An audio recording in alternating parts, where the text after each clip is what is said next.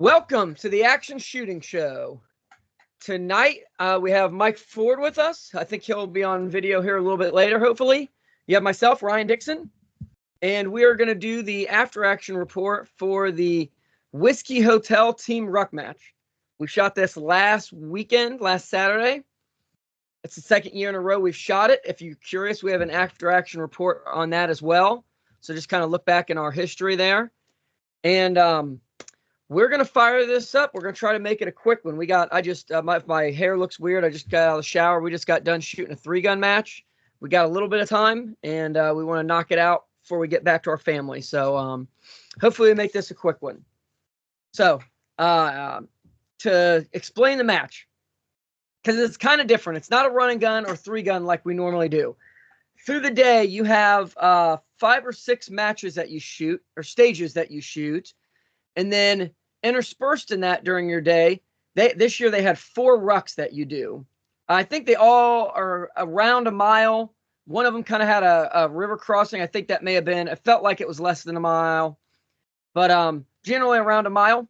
With the rucks, if it takes you 15 minutes or faster, you get the full amount of points for it. This is a points-based match.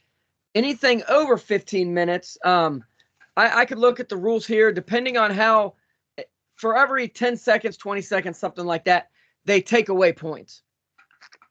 So going fast on the ruck part is good, but it's not a race. You know, if you did it in 9 minutes, you don't get any extra points. So you just got to hit that 15-minute mark. The shooting is very accuracy intensive. This is a rifle only match, and it's all points based. So a lot of the stages have IDPA paper. If you get inside the A zone, that's a point. You get in the C zone, that is a half a point. And the D zone, you are down to a quarter of the points. So most of the stage, and then it's a point per steel target. All the stages, for the most part, every stage has a par time. So it may be 6 minutes for some of them.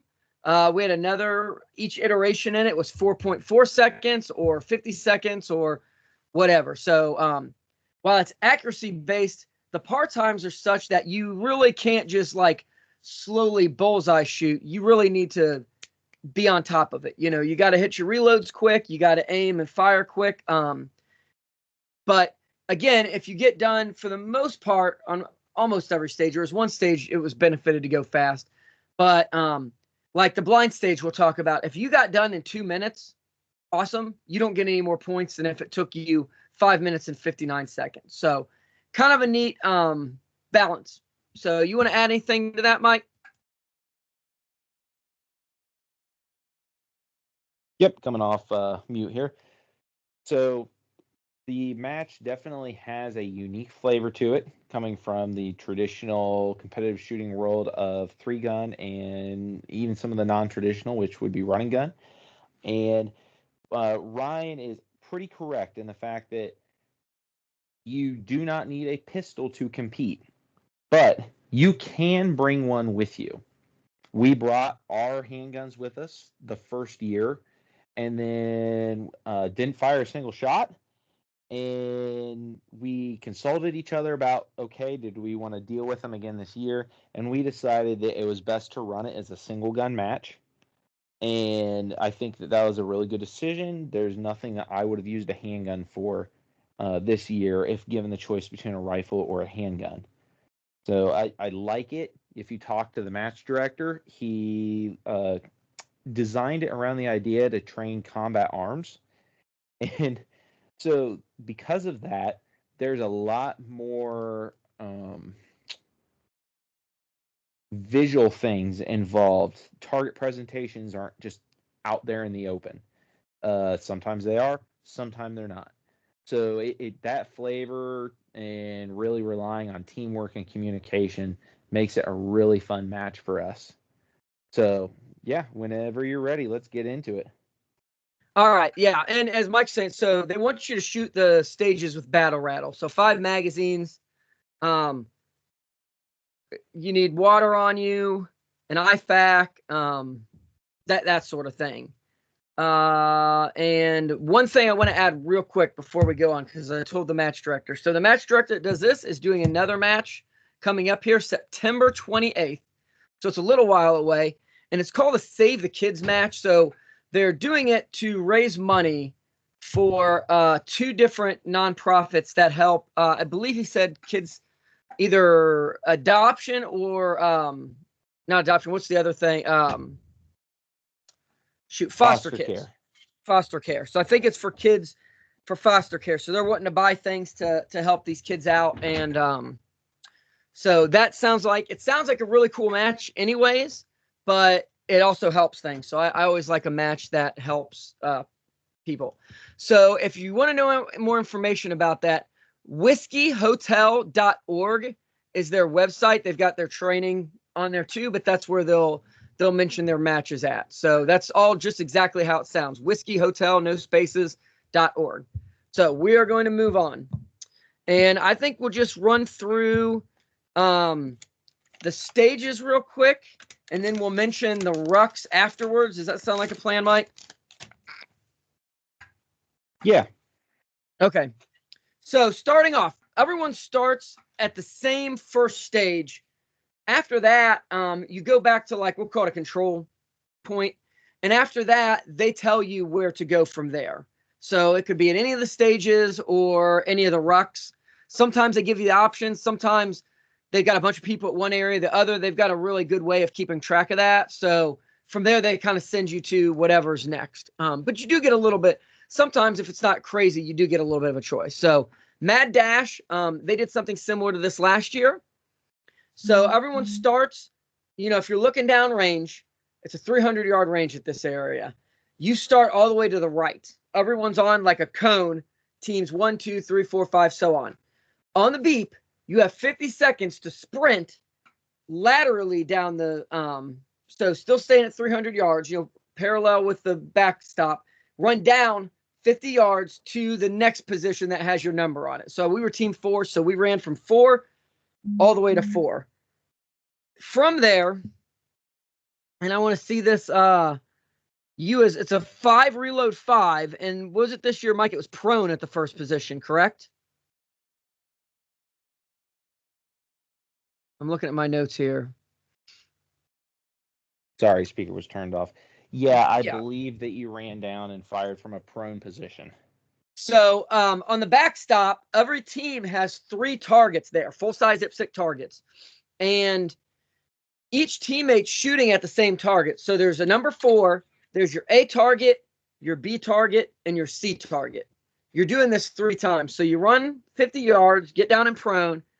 Me and Mike are both shooting at A. 5, reload, empty, the bolt locks back, you reload, and then another 5. 50 seconds to do that. For sure.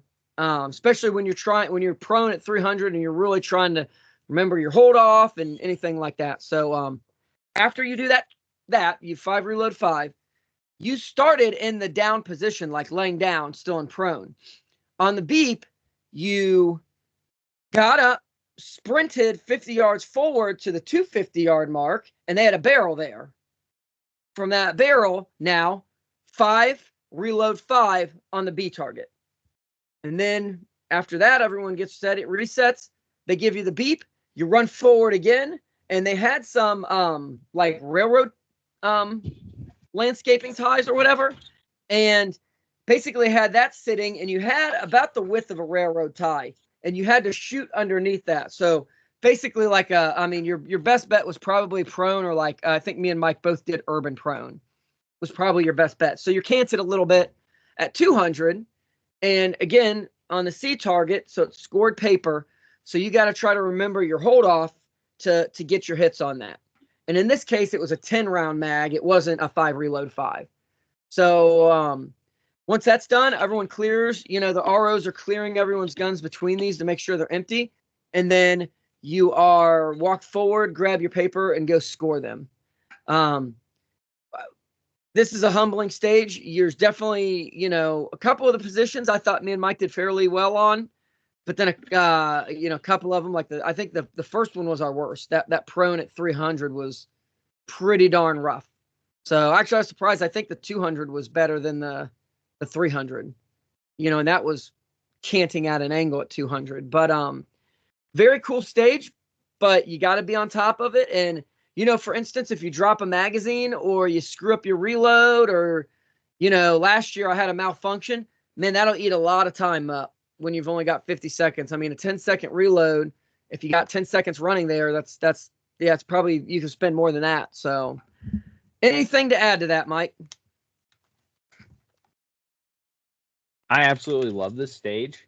I think that it is a fantastic stage for letting people kind of open it up, get on the throttle, but seeing, do you have the self-mastery to rein yourself back in and get those hits when you need them?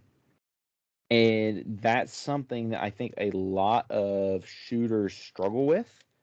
It took me a lot of years to mature and find the ability to ride the line of, hey, I'm out of control, I need to dial it back, versus I still need to maintain urgency. And I think Ryan's probably watched me mature through that through the years, because there's a lot of times I shot my comfort zone in matches, and Ryan's like, Mike, you're shooting too good. You're not dropping enough. You're not pushing that comfort zone.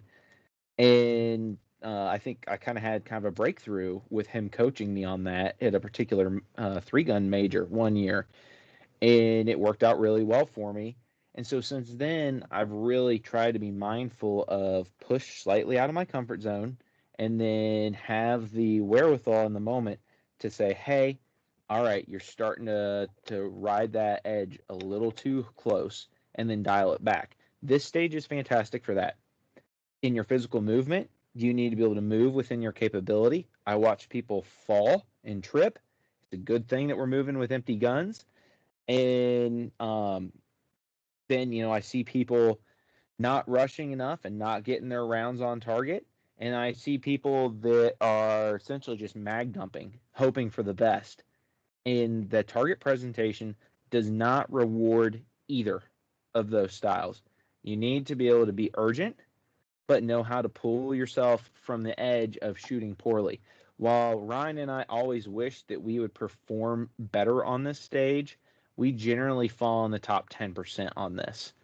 And it's definitely that matter of experience. Even we're in the top 10% with some of the things that Ryan's dealt with magazines falling out of pouches and gun malfunctions, we're still able to pull ourselves up. And I think that that's a testament to the experience that we've built. It didn't happen overnight. We're not wonder shooters. Anyone that's willing to put in the time can obtain that skill and ability.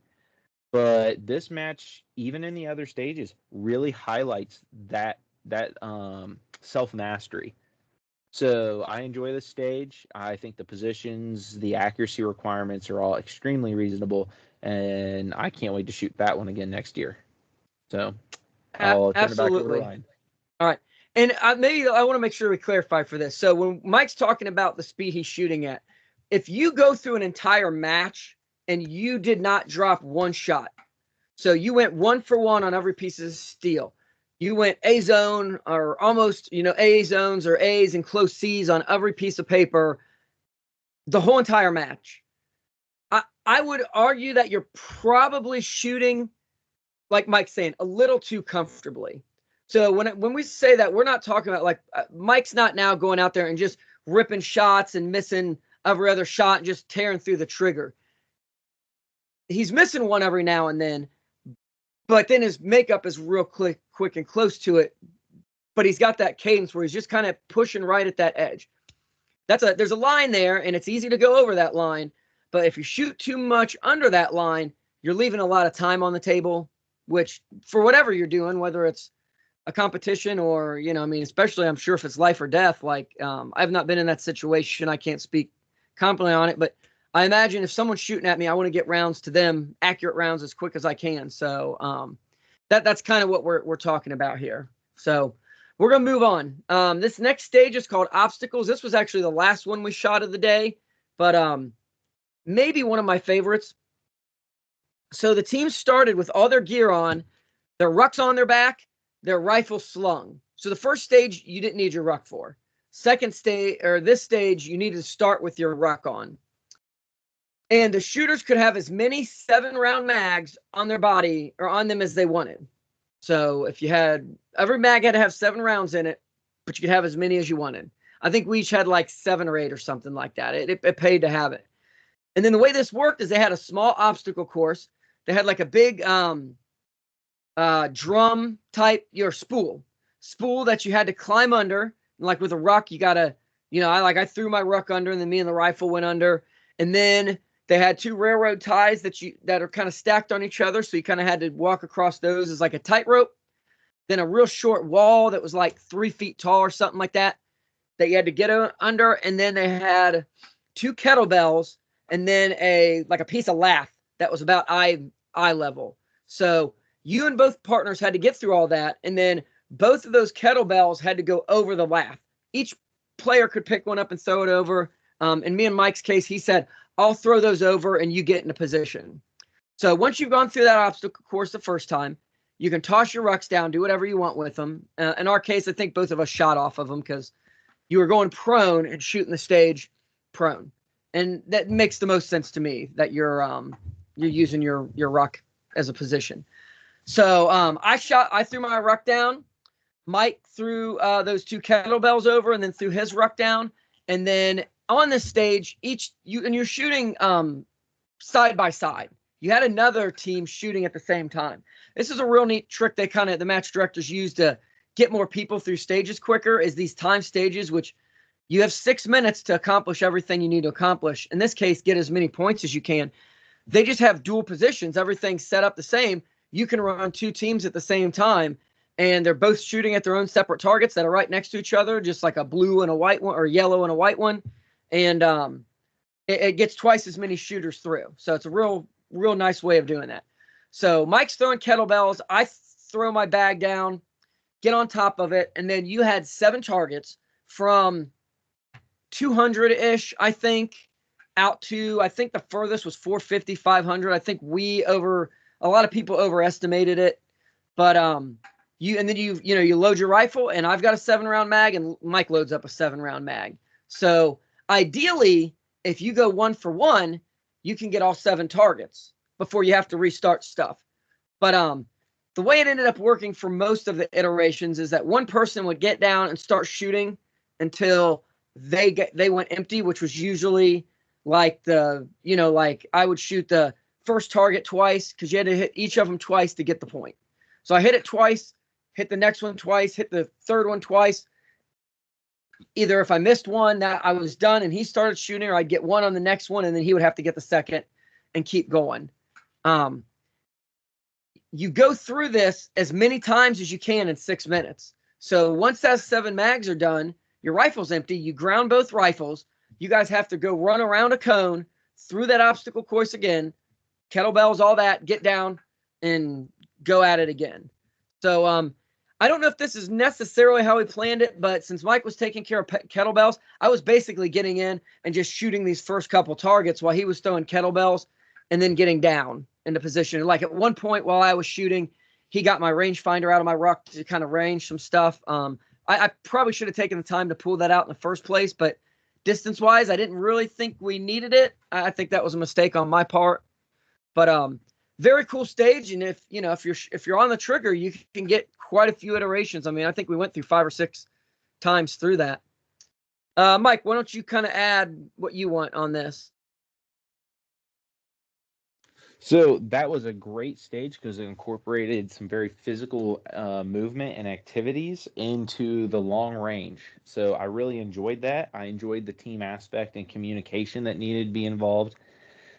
I'd say that if we did some more of those type stages, I would hope that our communication would involve maybe better range finding and hold possibilities.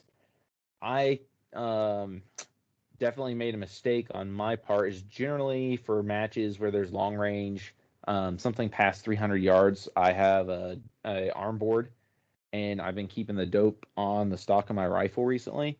Well, in the rain and humidity of the day, the dope on my rifle stock, the tape did not hold it on, and so I lost that.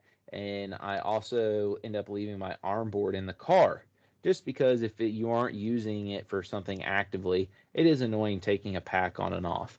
So I get to that stage and realize, oh shoot, it's our turn to shoot. I don't have my dope board.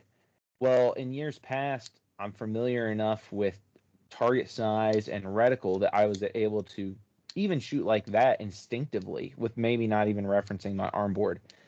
This year, Ryan and I talked. I think I shot maybe 10 times, like 10 individual events between night vision, running gun, our local 3-gun stuff, and practice sessions.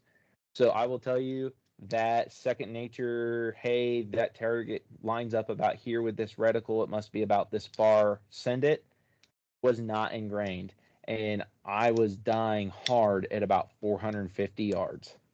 And so, yeah, that was kind of embarrassing for me generally because long range is my strong suit. But it wasn't a heartbreak for me this year, and it wasn't at the Team Ruck match this year.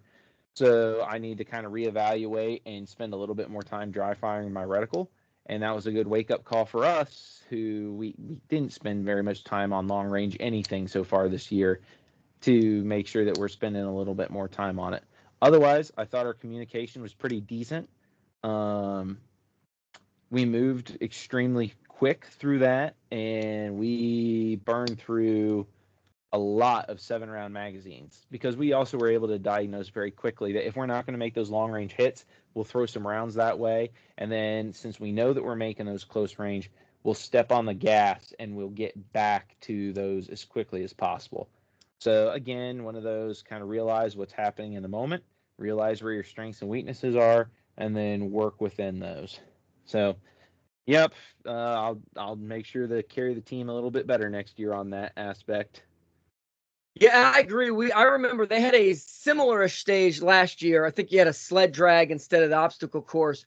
But like I distinctly remember I had a better idea of my holds and everything, and I'd figure out where the hold when I was shooting, and then I'd be able to call it out from Mike. Yeah, that's at 500 yards or whatever, so he could translate that into his holds. And where we're at in Ohio, there's not a lot of places that you can shoot easily past 200 yards. We do have some, but it's a bit of a drive, and it's a time commitment that, like at this point in our lives, we just can't go to a range and shoot 1,000 yards often or work our way out. So that long range just gets long range. I know people are probably screaming at their computer, their phone, or whatever. For an AR, that 5-600, 4.5-600 starts to get where you do need to know your holds well.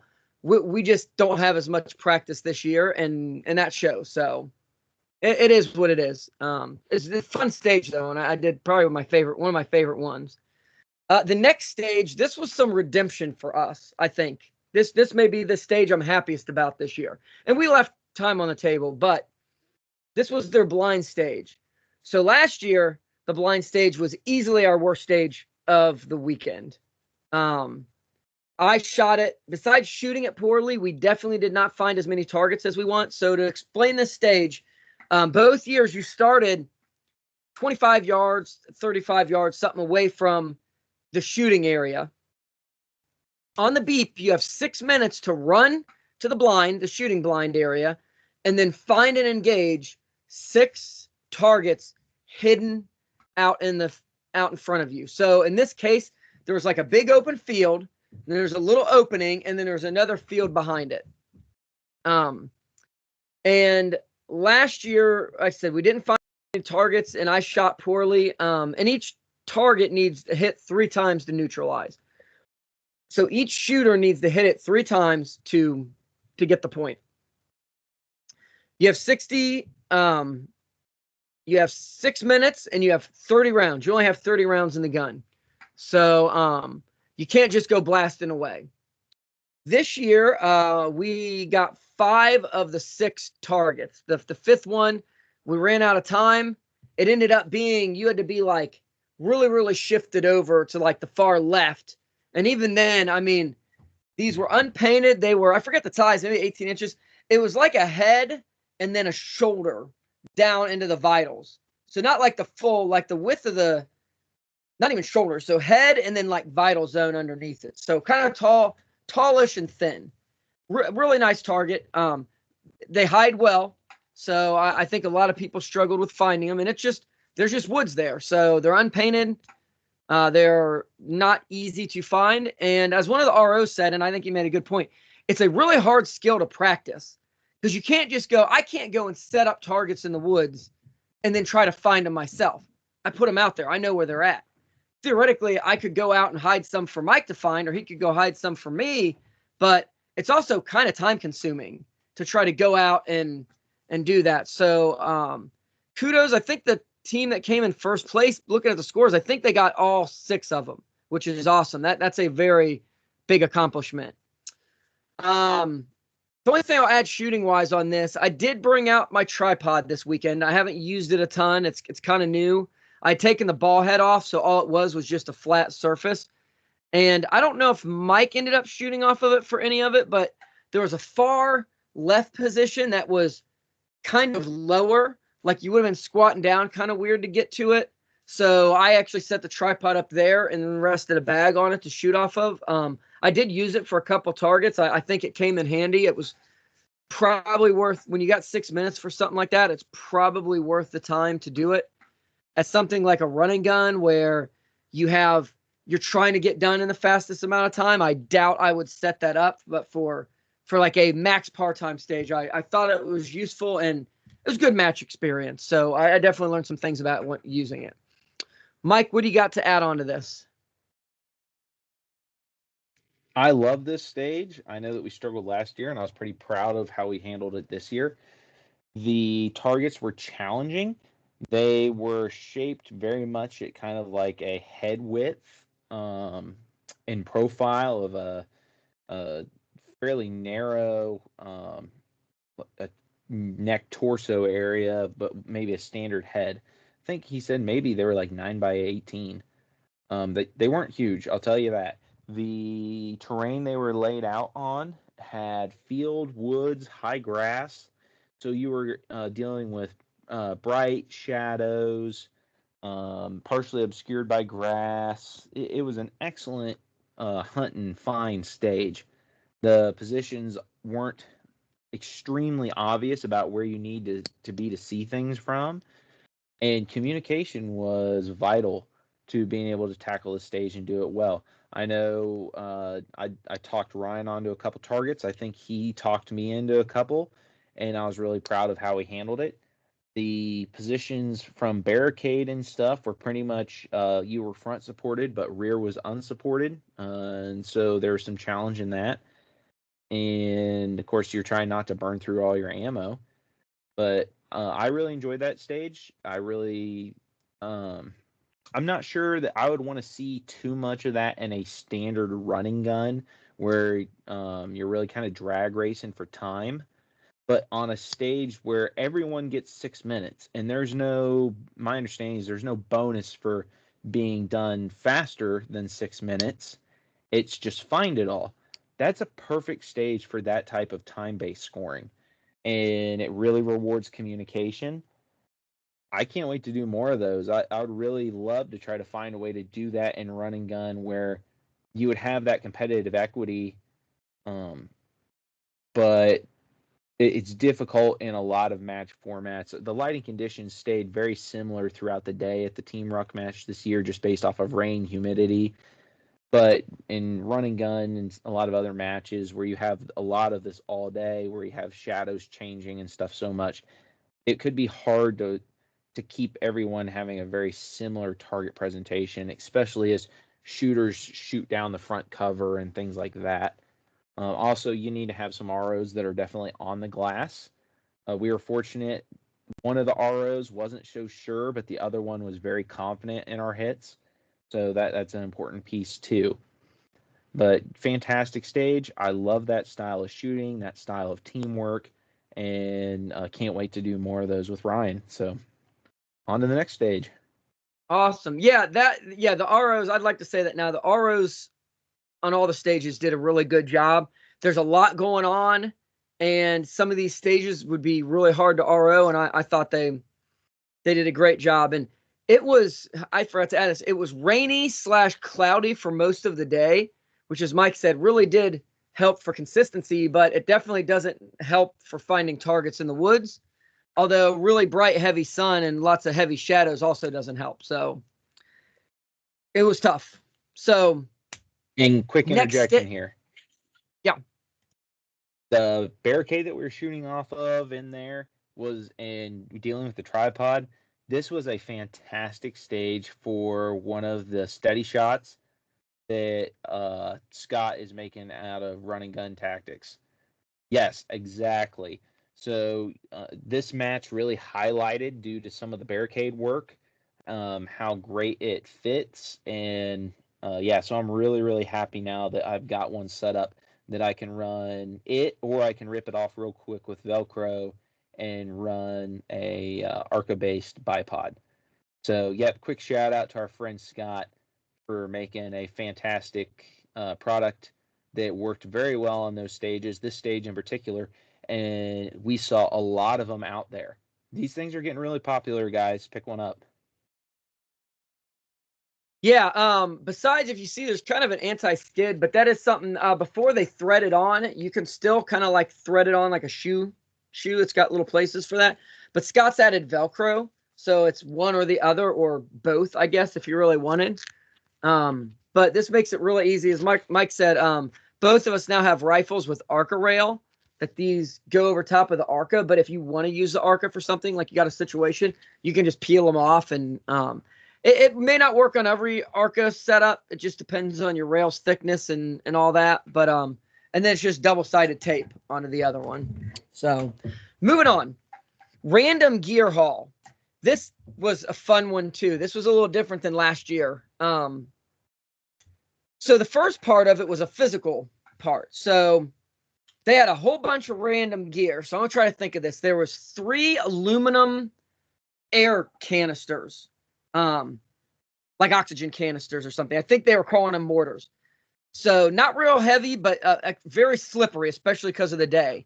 Then they had a sandbag, like a small sandbag. Think of like a lunchbox size sandbag. They had 2 ammo cans with weight in them, and they had like a jerry can, like water canister. And then they gave you like a little bit of rope. I don't know if there's a carabiner, like tied up piece of rope. So you had 2 minutes to go from where you're starting with that. So pick it up, run probably about 100 yards around a cone, and then run back. Which everything's awkward. So I think Mike is I bring Mike around because he's my pack mule, and he earned his keep on this stage. The thing was with the ammo, or the aluminum canisters, I saw people putting them in their pack and stuff. That seemed like a while to get on and off, but I took all 3 of those. They don't weigh a lot, but they're very squirrely, and like the whole time I was fighting to hold on to them. Unless one person takes 2 and one person takes 1, if one person takes all 3, they really can't grab much of anything else. So Mike fed the rope through 2 of the ammo cans to hold on to that rope so he could get those in one hand. When we started, I put the sandbag on top of his ruck because it's a little bit flat, and then he beasted up and grabbed that water thing with his other hand, and then we just took off. So like I got him set up. He took off running ahead because he knew he was going to be faster. I fought with these aluminum cans, finally got him in my arms enough to start moving.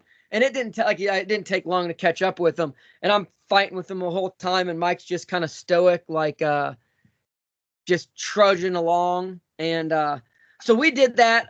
Didn't particularly feel fast about it, but I know when we got done, the RO's like, "Holy crap!" And we're like, "Is that bad?" And he's like, "That's about 20 seconds faster than the next fastest team so far this weekend." So I guess we did better than we thought on. I mean, the physical stuff, I think I talked to the match director afterwards. Me and Mike had the most points possible for the physical fitness stuff, which is nice. We would have liked to have shot better, but it's nice to know that with life getting crazy and not running quite as much as we like, I still get in the gym and lift regularly. Mike, his schedule's been all screwed up with work, so I think he's doing a little bit less of that. When it comes down to it, we can still put down some physical stuff and not just completely die. Because after that, you got to go shoot a stage. And Yeah, the heart rate was a little bit high, but it was really nothing crazier than a running gun that we've shot. Before we go into the shooting, Mike, did you want to add anything onto that part? That was a fun little challenge. I definitely felt like I was moving at snail pace for part of that. But I think that was another really good example of they left it open to, like, you couldn't start with the stuff in your hand. You couldn't start with it with you being in the physical start box, but you could arrange things. And so, well, of course, I'm going to clarify that the best that I can. And I was like, hey, Ryan, we can, I hate to say game it, but like, why wouldn't you set up the load how you want to carry it? And then allowed us to work to each other's strengths and communicate and problem solve. So again, one of those, it doesn't seem like some sort of, great victory or whatever, but it just goes back to uh, great friendships and fantastic communication pays off. So even if we drive each other nuts sometimes it really lets us forge ahead. So yeah, let's move on to shooting. All right. So this stage was kind of interesting. So you started with a 24 round mag, and you had three sets of barrels for each shooter. So they had one on the left, one on the right. Each of the barrels are stacked on top of each other. The top barrel's got a red dot painted on it. Generally, like if you were to be shouldered, have the rifle shouldered out in front of you, you're pointed pretty much at that. So that's your start position. Behind the barrel, kind of hidden behind the barrel, muzzle pointed at that red dot. In front of you, there's three targets. For example, I'm on the right. I shoot the very right target. And again, this is IDPA scored paper. I shoot the right target and then the middle target. Now, the middle target has a plate spray paint, like a black area that is body armor. So think of your standard, like Stappy plate or whatever, or that type of thing. Just a body armor. So I think underneath, I think there was a little bit of the A zone showing, but for the most part, if you were smart and you're trying to get points on this, the head box was where, because the whole head box was an A. That's what you wanted to shoot. And then the other one was wide open. So you had 4.4 seconds to pop out from behind cover, shoot 4 on the main target, and then 4 on the middle target. And then again, if you're on the left, you're shooting the far left one in the middle. So each person sharing the middle paper. And you just do that from 3 positions. So 4.4 seconds, and then you kind of reset and walk forward. 4.4 seconds, reset, walk forward. After that last position, he would tell you when to go, and you had to slowly be moving forward. You always had to be moving. And as you move forward, you were to do 4 and 4 again. So it's 24 shots. And again, every shot in the A zone is a point. Every shot falling outside of that is either less points, or if you whiff it, it's no points. Pretty cool. 4.4 seconds is more time than I was expecting. But again, I like the par times and the accuracy, because man, if you just popped out and you try to go 1, oh, there I am. Oh, there I am. You are going to run out of time. I mean, you've definitely got to balance the gas and the accuracy. And on the flip side, if you pop out and just rip off as quick as you can, you may be able to get the drill done in 2 seconds, but if none of them are on, you're not getting any points. It's kind of a waste. So I think we said it a couple times, but it's a very interesting balance of the two.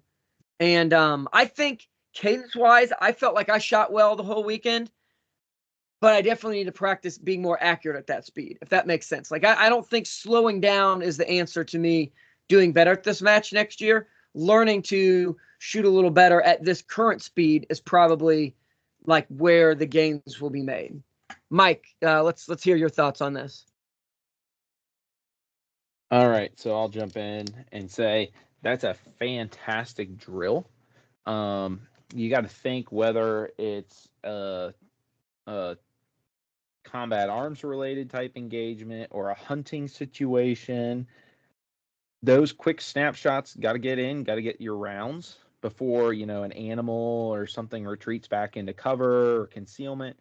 It's a really important skill to have. Ryan and I shot this stage with Rucks on.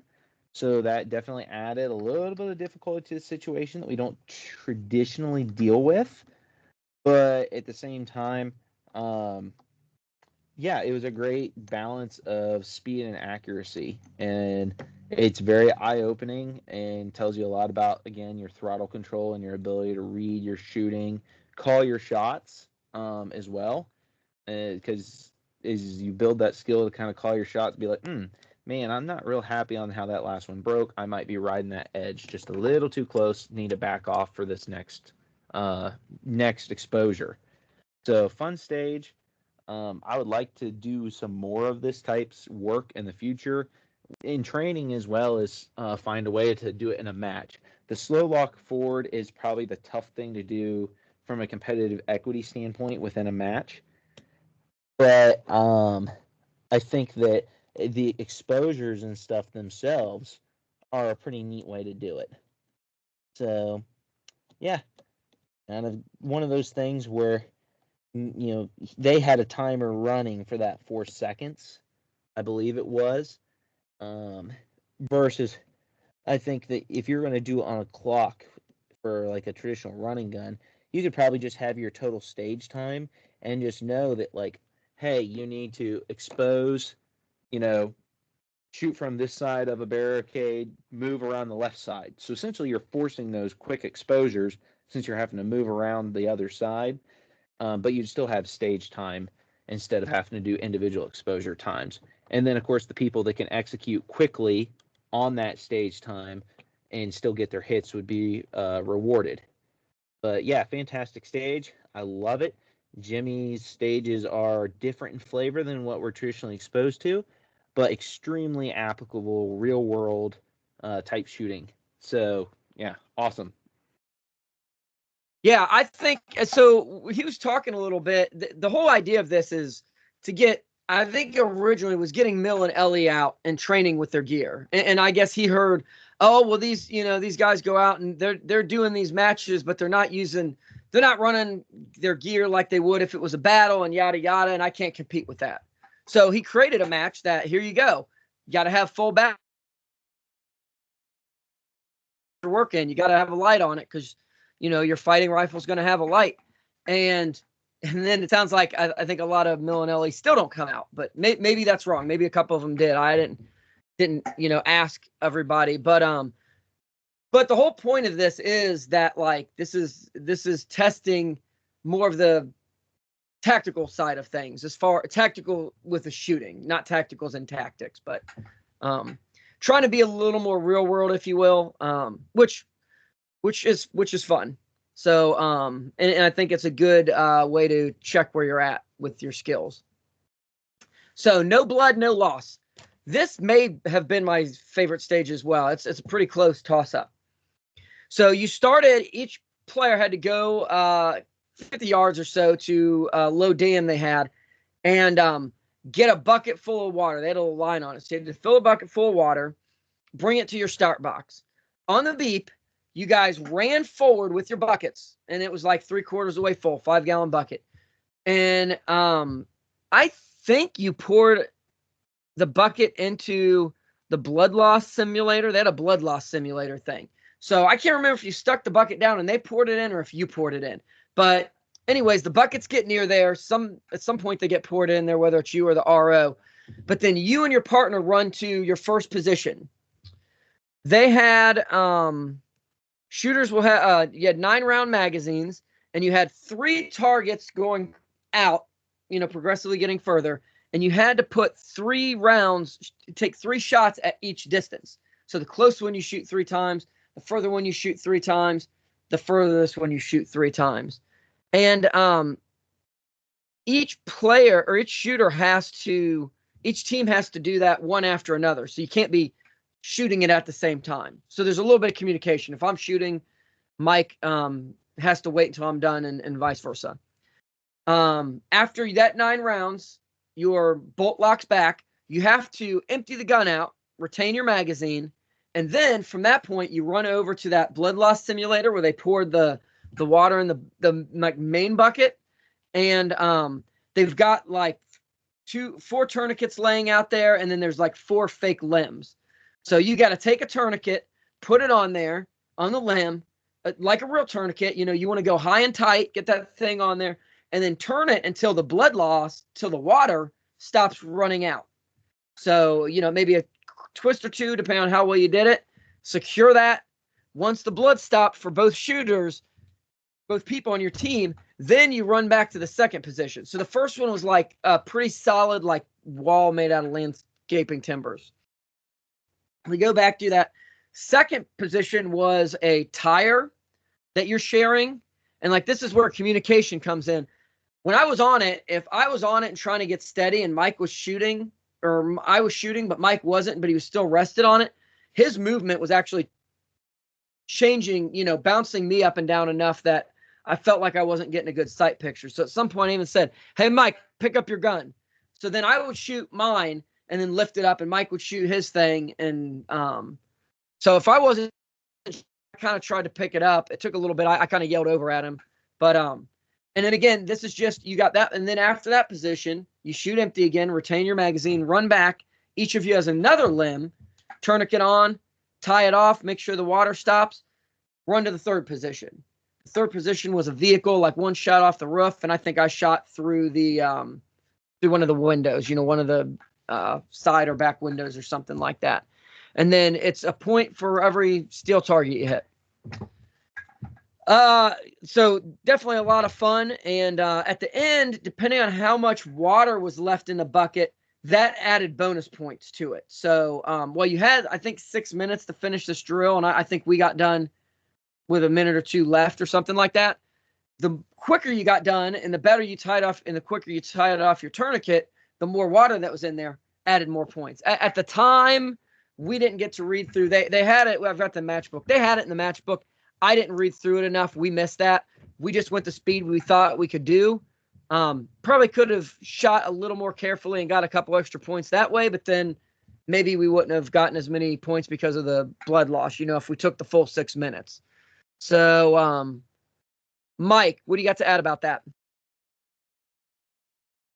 That was a great stage. I enjoyed that. A lot of the tourniquet type stuff that I've done in matches, they just want you to put it on. There's no, put a couple twists on it and it's good. And so having the actual blood loss simulator was awesome to say, like, hey, I don't know if it's a 1-for-1. I've never had to put a tourniquet on a real limb, and hope to God that I never have to.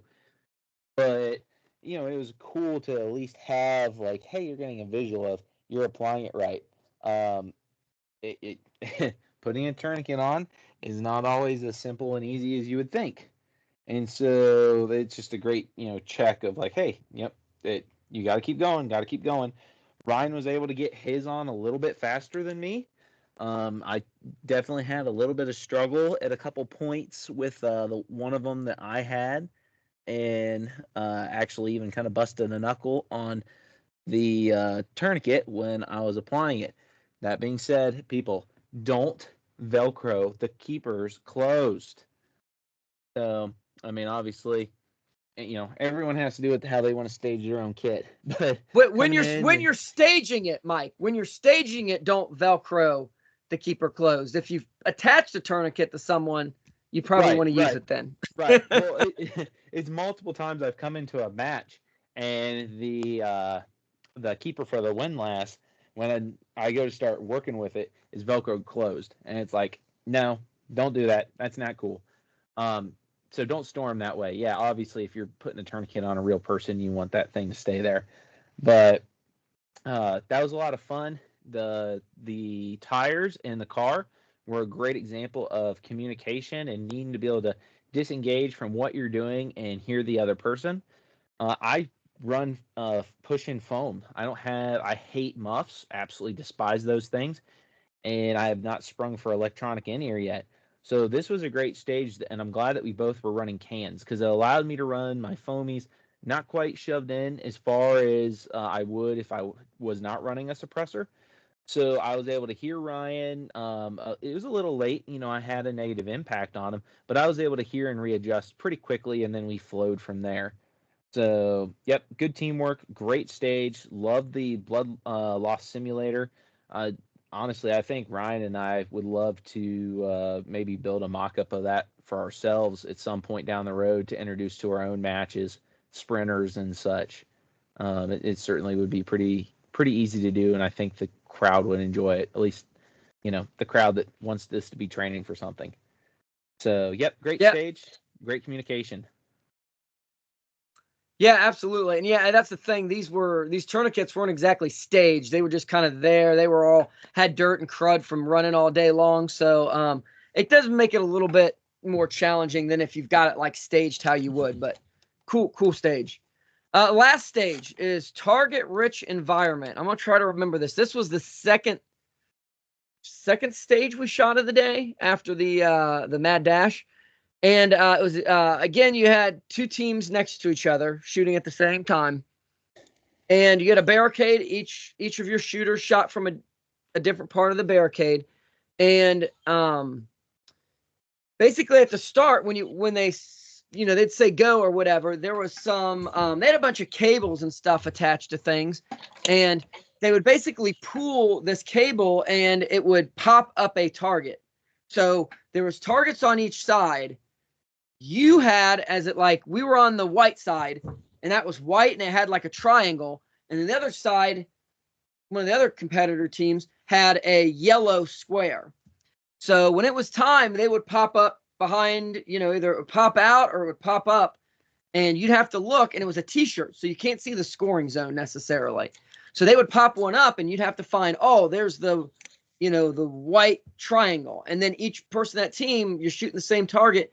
You got to put like, I think 3 rounds in that target. And then another one will pop up and you have to shoot that one. And then another one. And so like most of them were in front. One, you kind of had to shoot kind of sideways. And after you did that a couple iterations, they had it like probably 100 yards, I'd say, maybe 125 if I'm remembering from last year. They had a mover that they were pulling that would slowly move across for each team, and you guys had to shoot that whenever it became visible 3 times each or something like that. So cool. Movers are always fun. You get a little bit of distance, and you got to have target ID, and then there's t-shirts. So I got to remember, like, I can't just blast anywhere. I got to try to remember where an A zone is on this. Very, very interesting stage. So what do you got to add about that, Mike? That was probably one of the simpler stages of the weekend. So I love the mover aspect. We don't often get movers in matches, and so to not just have one mover but multiple movers was a great challenge. It was good for practicing keying in your teammate, for seeing targets and presentations. If they didn't see them, you had to talk them onto them very quickly. So I enjoyed having the t-shirts over the targets because it really makes you think about where you're engaging that target and the hits that you're expecting to get from that. Overall, 10 out of 10 stage. I like that the other team was engaging things at the same time. You get the aspect of other communication going on around you, other gunfire in play. Yeah, part of me wishes our accuracy had been a little bit better here. This was one of them where probably by the time I decided to dial it down, I'd probably missed a couple A opportunities. But at the same time, they're movers, and those exposures were speeding up as well. They weren't all the same. So it was a good time. I like it. Yeah, the mover is based on someone pulling a cable with whatever it's doing. So the speed that things went were very irregular. So it's not like a machine or a swinger or something necessarily like that kind of has a predictable movement. And it wasn't crazy. And they weren't out there trying to like move at different speeds and get you, but it's just someone pulling on a cable. So if they pull kind of quick, maybe it moves quick and then there's a little bit of slack. So there's a second that it slows down or it pops out. I think they did a good job moving them, but there's a little bit of unpredictability, which I like because it did make it a little bit more challenging. So that's all the shooting. We'll hit the rucks real quick. 3 of them were what I would consider a standard ruck. One of them you went up a hill, a really steep gravelly hill, which was awesome. I think a lot of people didn't like it. It really was a butt kicker. But we got up there. You just got to go to the end, find the numbers or whatever. There's like a smiley face or something on that. Come back down and tell them just so they know where you found it. They had one that was similar to last year, which was a target. Target ID. There was like a field and there was a bunch of pictures out there, and they'd shown you a picture of kind of the high value target. And when you got there, you had to look at the 4. And when you got back, tell them, was it A, B, C, or D? So, either you brought binoculars or used your scope or something like that. They had one that you went to this like line that just stopped, and it just kind of woods on each side and like a gravel path. And they had a bunch of stuff hidden out there in the woods. Me and Mike didn't find, I think, anything on that. I think it's kind of like the sniper things they do where they got like a pack of cigarettes and you may have like a compass or something. But they were hidden in there pretty well. We were having trouble finding it. We kind of made the executive decision that, you know what, we know if we hustle back now, we can get full points for the 15 minutes and under. If we don't hustle back and we don't get any more and we can't find them, we're losing points there. So we just said, you know what, we're not seeing anything. Let's go back. Another one was, so that was 1, 2, there was another standard type ruck, and then the fourth one, which was a little different this year, you kind of followed a little map, some trails around. You had to find a number at one area. Actually, 2 places had numbers, but then at one point you crossed the stream, and they had, I think they were calling it a ranger bridge. So there's just a rope sprayed back and forth. I think they had pretty thick rope, and it was actually doubled, and they had some webbing and stuff there, carabiner or 2, and then some webbing. But you had to get you and your rucks, both partners, rucks and guns. And then in our case, early at the beginning of that ruck, you could get bonus points by filling a sandbag and bringing that with you the whole time. So we got the sandbag because we're all about punishment, and we're going to get those extra points. And I think we did a pretty good strategy for it. I went first. I had a daisy chain webbing, so I kind of carabiner that on and had that around my back. So that's kind of supporting most of the weight. And then attached to that with a little bit of webbing was my ruck with a carabiner. And then we just also went that webbing through me and hit Mike's rifles with the slings over top of it. And then I just drug that down, and then Mike grabbed the sandbag in his ruck. So we kind of split up the weight the best we could. My rifle ended up coming undone and taking a little bit of a bath because I guess my QD came undone. I've kind of got a love-hate with QDs. They're great if you get all tangled up in webbing with rucks and stuff, but I don't trust them for that reason. And I even gave all 4, mine and Mike's, a good yank before, so it just went at a weird angle, I guess, and popped off. And then after you got across, you had to go to a last point before you went back to it was right near the command point. So I think that's the only ruck we didn't hit in the 15 minutes. I think we were like 16 minutes or something like that. There was a little bit of confusion.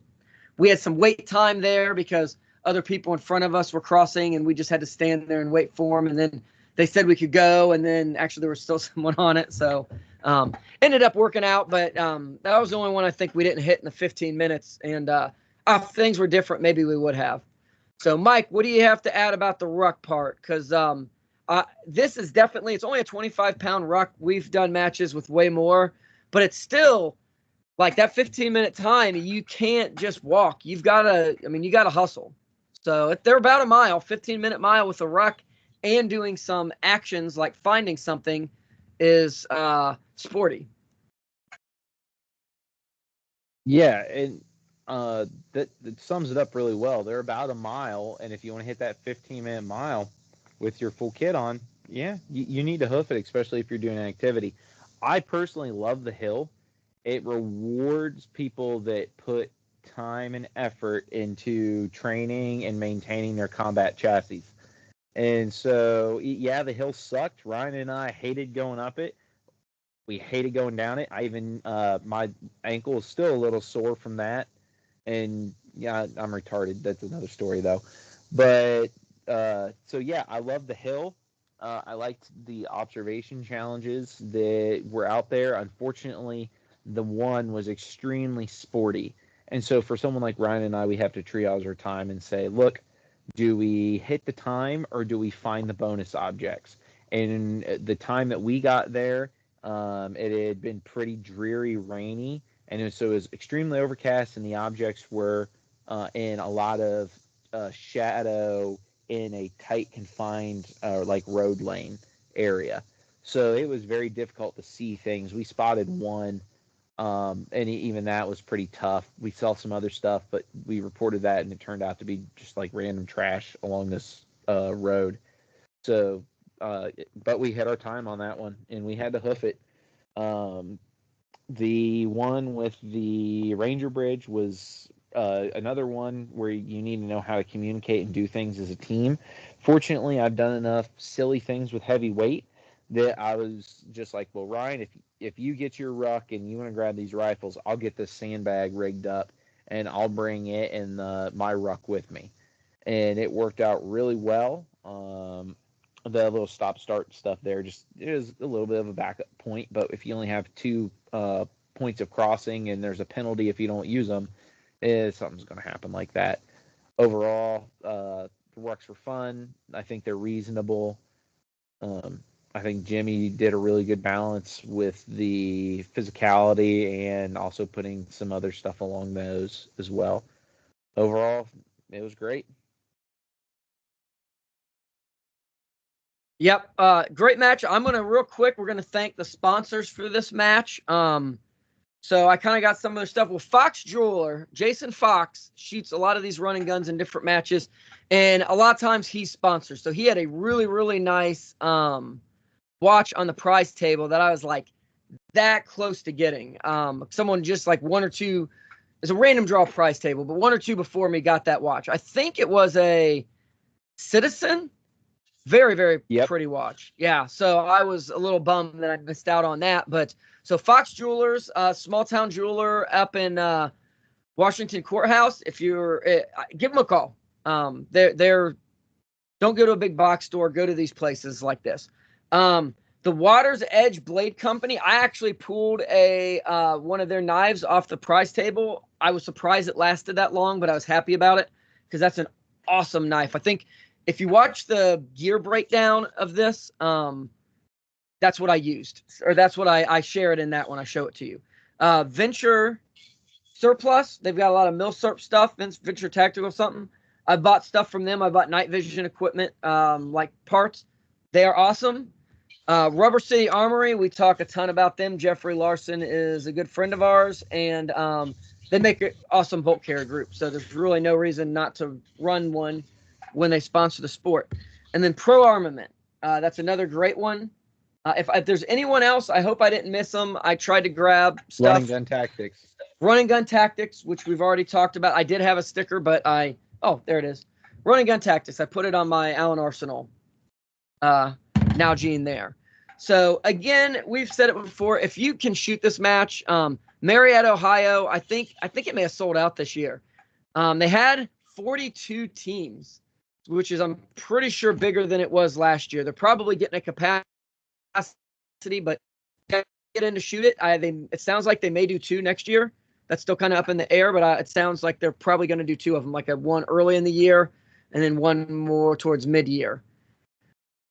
It's a good challenge. The fitness stuff is not crazy. It's not like CrossFit, but it's practical fitness. If you should be able to do this stuff, if you consider yourself a gunfighter or someone that's really preparing to really, if you want to be healthy in life, this is all stuff. Maybe you're not the fastest at it, but you should be able to do most of this stuff. Nothing is crazy weighted. And then the shooting is challenging, but if you consider yourself a good shot, this is all very practical for an AR-15 and a good shooter. Nothing is, you don't need any exotic gear. Real quick, when we're closing out, Mike, I shared mine in a different episode. Do you want to give them like just a basic like breakdown so they get an idea what you shot in this match? Doesn't have to go super detailed. Yeah, absolutely. So I ran my Everstock gun. I believe it's the Gun Runner, or it's whatever the larger framed scabbard pack is. Gun runner. I use gun runner. Yep. Really like that, and it's holding up well. Even at some point, I'm going to have to get its replacement in the pipeline just so I have one on hand. Then for gun belt, I ran my S-Tac setup and my Spiritus chest rig, and everything was pretty much configured more around running rifle. And along with that, I had my traditional run and gun rifle, which is the 16-inch rifle gas kind of recce with a 1-10 razor and a top dot. Really is perfect for this type of match. I use more of the magnification than I normally use in an event just because target presentations were hidden and you're hunting for things. But it performed really well, and I ran my 69 grain hand loads for the long range and 55s for the close blaster stuff. So it's everything that everyone that has seen our podcast before has seen us display. So it kind of goes back to, while sometimes it's not a bad idea to tinker with gear and try different things, a lot of times if you found something that's successful, there's no reason to deviate. Yep. And you could for sure do this match I did this match last year with 55 grain. Like, you could easily match, and heavier ammo is nice for buck and win, but you could do this match with 55 grain and not have any problems. So, okay. So once again, thanks for watching. Please feel free to comment, like, share, all that jazz. We did talk to a couple people that I guess had listened to the show kind of to get prepared for it. The one guy said he had 7 hours of listening to us talk. So I apologize to him for that. But glad we're able to help people out there. And once more, Save the Kids match, September 28th. Check it out if you're in the Marietta area or the South Ohio. And it sounds like there's some cool stage guns that are going to be used. So that is sounds like fun. Shooting, I think, shotgun from a moving vehicle. They're going to have a stage shotgun and maybe some, it may sound like maybe some full auto stuff. I'm not 100% sure of all that. So, Mike, anything to add before we close out of here? Yep. It was a great match. I really want to thank all the ROs that came out and made that possible. It was a great RO crew. I want to thank the MD. Jimmy does a great job with his matches. I enjoy talking to him. He's a wealth of knowledge. And I know Ryan and I definitely want to get out to some of the Whiskey Hotel classes that are offered. We've both been drooling over trying to get to one of the DMR1 and DMR2s. We have some friends of the shows that have done the classes, and they're highly recommended. Jimmy's a wealth of knowledge, and so, support the people that support the activities that we all want to do.